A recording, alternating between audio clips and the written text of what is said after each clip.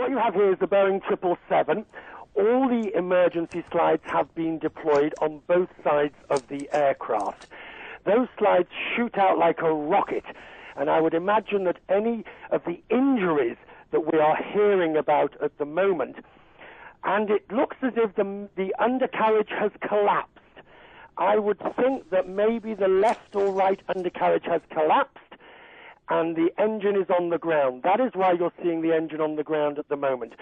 So the plane has come in short, not by several hundred meters by any means. If it had done that, it would have been in the road and we'd be talking about a much bigger incident. But that nasty gash could well have come from the debris from the engine.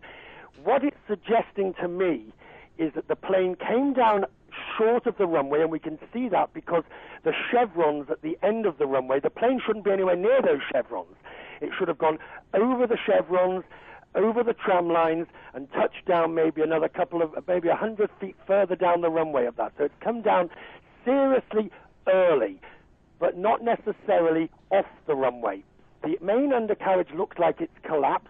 I would imagine that gash has been caused by the wing or the left side engine having in some way detached itself. We can't see that, but we're now looking closer, Jonathan, at that gash.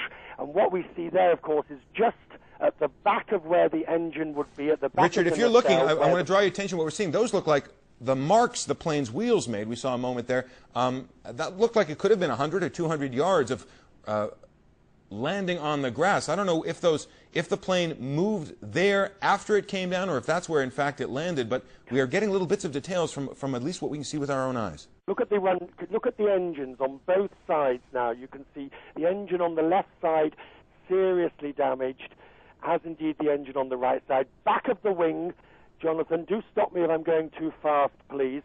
But remember, the aircraft will have had its rear flaps fully extended. We can see the front slats extended just on the front of the wing, but the rear flaps would have been fully extended as the plane came down, and as the undercarriage may have failed, those flaps would have dragged along the runway, along the grass in this case, along